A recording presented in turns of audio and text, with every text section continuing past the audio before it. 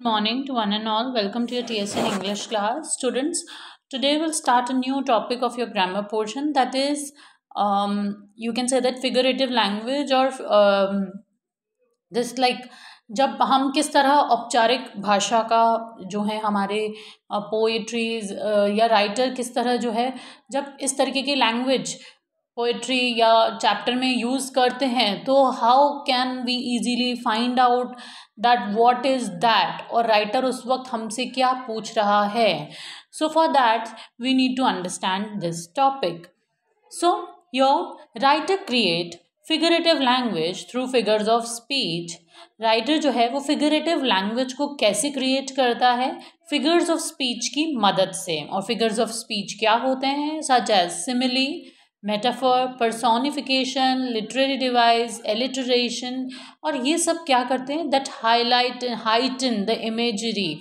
ये क्या करते हैं? इमेजरी को यानी हमारी काल्पनिक शक्ति को हाइटन यानी और बढ़ाते हैं. Such as alliteration, assonance and एनोमोटोपियम.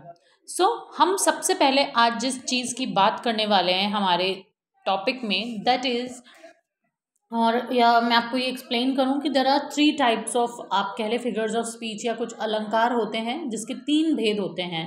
First होता है शब्द अलंकार, सेकंड अर्थ अलंकार और थर्ड उभय अलंकार. इनके भी टाइप्स होते हैं, इन तीनों के भी टाइप्स होते हैं. तो आज हम अर्थ अलंकार के मोस्ट कॉमनली यूज्ड टाइप्स पढ़ेंगे.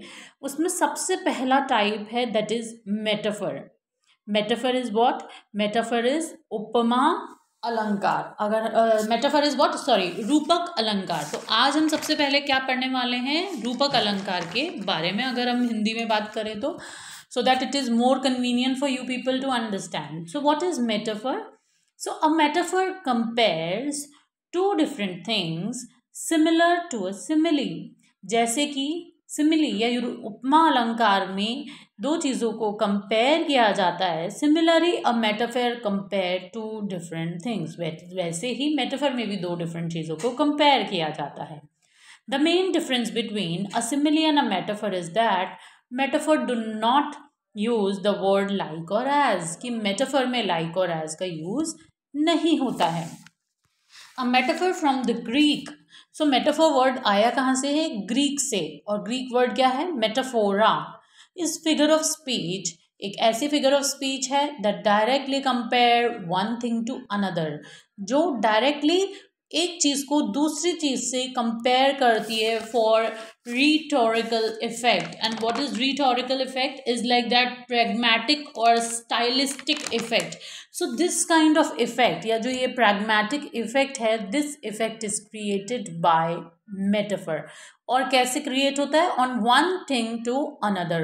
While the most common metaphor use the structure X is Y. और मोस्ट कॉमनली जो मेटाफर्स में यूज़ होता है या जो रूपक अलंकार में यूज़ होता है वो ये होता है स्ट्रक्चर एक्स जो है is Y the term metaphor. So it is itself you can say that a very broad one and एक बहुत ही वाइड और वास्ट टॉपिक है and can sometime be use to include other literary terms like simile. और कभी कभी इसमें similes include हो जाती हैं. And one of the most famous example of metaphor in English language. और अब आपको जो मैं समझाना चाह रही हूँ वो ये चीज़ है that there are some most common, or you can say that most famous examples of metaphor in English language comes from William Shakespeare. जो विलियम शेक्सपियर के यहाँ से आते हैं वो आते हैं as you like it. In it the playwright writes, and all the world stage and all the men and women that are merely players. And यहाँ पे वो क्या कहना चाहता है? that all the men and women are merely here means only players. and Shakespeare is comparing the world to a stage. और Shakespeare यहाँ world को एक ऐसी स्टेज से कंपेयर कर रहे हैं by saying one is the other, कि दूसरा क्या है? पहला क्या है? दूसरा है. वन इज द अदर मतलब वो इसके समान है. However, he doesn't believe the world is literal stage. और इसके साथ साथ वो ये भी बिलीव नहीं कर रहा है कि वर्ल्ड एक जो है लिटरल स्टेज है. And the comparison is rhetorical, you can say that. And move on to next page. By comparing the world to a stage, by saying one is the other, or however he doesn't believe the world is like literal stage, the comparison is rhetorical. That means अगर आप कहें तो शब्द जो हैं वो आडंबर या से भरे हुए होते हैं, या आप कह दें प्रैग्मेटिक है जो है, और अगर रियोटोरिकल क्वेश्चन आता है दैट मीन्स अलंकारिक क्वेश्चन आपसे पूछा जा रहा है. And by comparing the world to a stage and the people in the world as players on it, and he is inviting us to think, और इधर वो हमें invite कर रहा है ये सोचने के लिए about the similarities between the two, कि इन दोनों में क्या similarities है, and by extension the meaning of human nature, और इसके extension से वो हमें human nature का and our place in the world, human nature और हमारी खुद की जगह world में क्या है वो समझा रहा है. सो अब हम जो नेक्स्ट पढ़ने वाले हैं, what is the purpose of metaphor in writing. तो जब हम इस तरह की फिगर्स ऑफ स्पीच या ये सब कुछ लिखते हैं तो मेटाफर का क्या मेन एजेंडा है, क्या मेन पर्पस है. So metaphor have two clear purposes that will strengthen your writing. Metaphor के दो बिल्कुल क्लियर पर्पस हैं जिनको अगर हम अच्छे से समझ लें तो हमारा जो राइटिंग लिखने का, या जो हम मैटर लिख रहे हैं, या पोएट जो लिखता है या राइटर जो लिखता है, that will strengthen that particular matter. The first one, to paint a picture fast. जब भी हम इस मेटाफर को अपने कंटेंट में ऐड करते हैं तो we can easily paint a picture fast. Sometimes what you need the reader to understand can't be described in few sentences. कभी कभी जब आपको रीडर को कुछ समझाना होता है तो it can't be described in few sentences. आप उन्हें कुछ sentences में नहीं describe कर सकते. तो at that time you just need to show them what you mean. उस वक्त आपको उन्हें ये बताना होता है कि आप क्या बताना चाह रहे हैं exactly. In such instances a metaphor works best. और उस वक्त आपके लिए सबसे बेस्ट वर्किंग क्या होता है, सबसे best metaphor. In such instances metaphor works best. For example, you might want to show why your main character is frustrated with his wife. Suppose आप ये बताना चाह रहे हैं कि आपका मेन कैरेक्टर अपनी वाइफ से फ्रस्ट्रेटेड क्यों है. So instead of spending time describe her tedious behavior, you can have your character compare. अगर आप इस तरह ना लिखना चाहें तो आप कैरेक्टर को कंपेयर कर सकते हैं. That her to the lights in their apartment easily switched on and off. तो इस तरह हम मेटाफर यूज करके लिख सकते हैं. The second is like to infuse some uncertainty into a situation. अगर हम कोई uncertainty को situation में infuse करें तब. As much as a metaphor can help illuminate a thought or scene. As much as a metaphor can help illuminate a thought or a scene. जैसा कि एक metaphor illuminate करता है एक thought और scene को, वैसे ही it can also help to give it a touch of mystery. वैसे ही metaphor उसे एक mysterious, एक रहस्यमयी टच देने का भी काम करता है. So जिस तरह metaphor किसी thought को या scene को illuminate करता है, वैसे ही वो उसे साथ साथ मिस्टीरियस भी क्रिएट करता है. And at the same time the explanation become more, आप अच्छे से उसे एक्सप्लेन कर सकते हैं. The explanation become more, you can say that enhanceable or like that. And for example, if you do like to hint to the reader that there is something ominous about a location, you could use a metaphor. अगर आप reader को कुछ hint देना चाह रहे हैं that there is something ominous about the location or like that, तो at that time you could use a metaphor. तभी भी हम metaphor यूज कर सकते हैं. And उसके कुछ एग्जाम्पल्स अभी आपको लिखे हुए हैं. The forest at night was beautiful. The trees were black knife. Slice the moon a bone rising in the sky. So these are some example of metaphor where the forest at night. So there are comparison between two things, and one thing is like on the other one, and the trees were black knife. Slices the moon, a bone rising in the sky. Now, my next topic, or my next, you can say that, is different types of metaphor. So अब metaphor हमने explain करा, and there are some subtypes, और you can say that ये जो एक रूपक अलंकार है metaphor, इसके भी कुछ subtypes हैं. तो there are different types of metaphor here, and there are few different types of metaphor, each serving a like different purpose, और हर का एक अपना purpose है.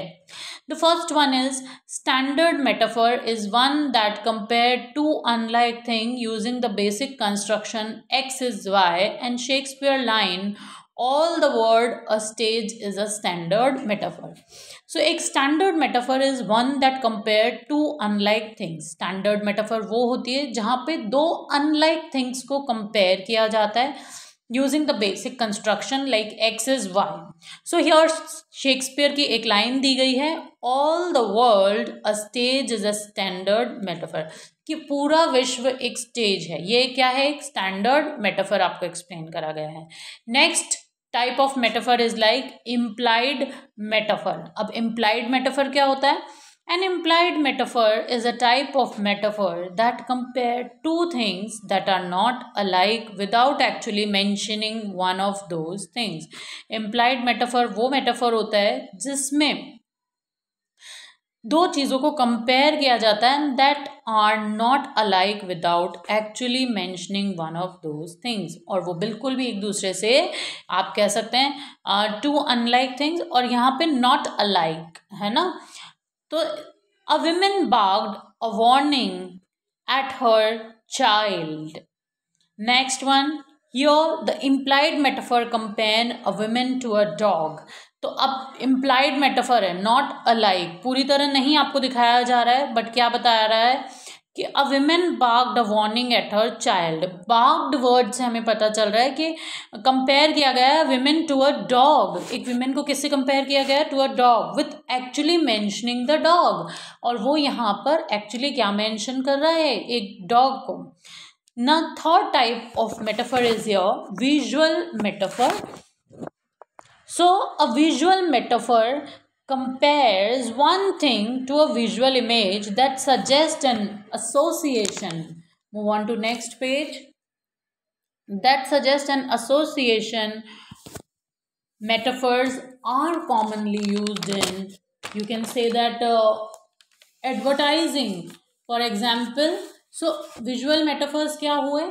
ऐसे metaphors जो कि commonly used हैं advertising में. For example, a car manufacturer picturing their latest sports cars alongside an image of panther. अगर आपने बहुत सारे कार्स के या आपने कोई ऐसे देखे हों एडवर्टीजमेंट जिनमें क्या आता है, एक कार मैन्युफैक्चरर जो है अपनी एक लेटेस्ट कार को किससे along side the image of panther की इमेज से कंपेयर करता है. तो the metaphor is use to suggest the car as a slick.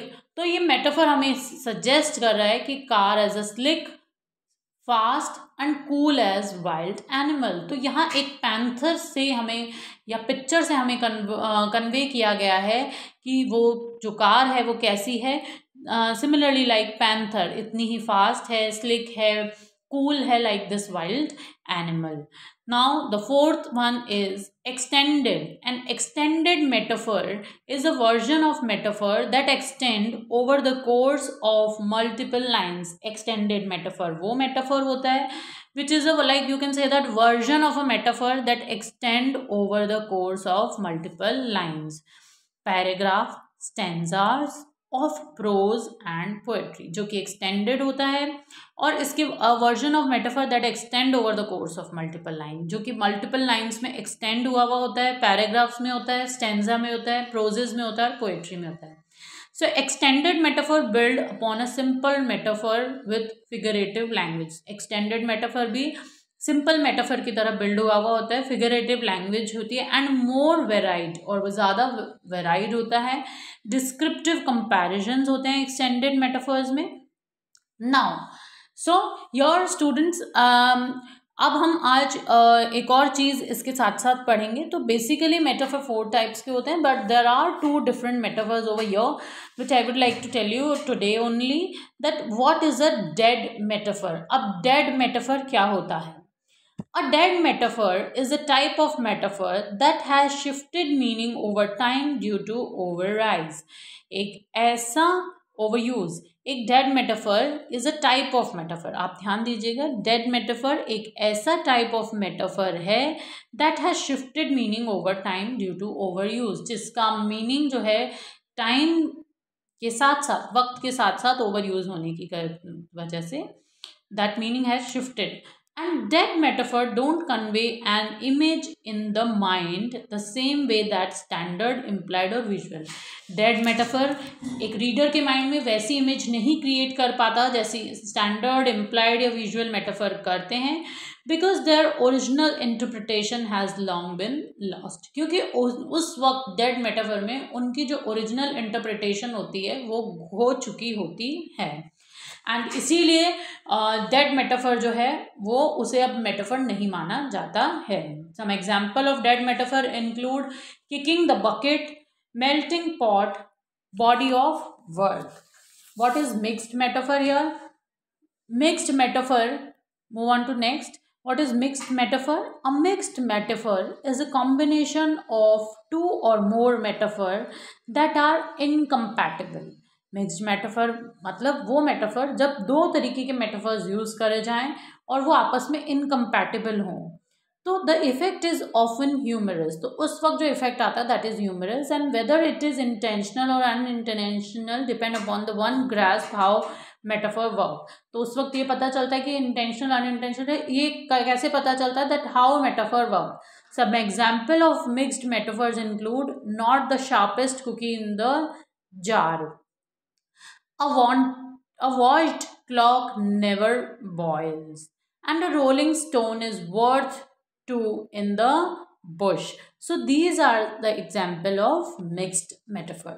I hope this particular metaphor is cleared for all of you. If you'll practice it, or if you'll see the more examples of this metaphor, you will easily understand that what I want to convey, or what I want to want you people to understand. So understood everybody? Today we'll end this video here only. Next time in our next part of this video we'll explain the another topic. Thank you till then. Okay, and take care all of you.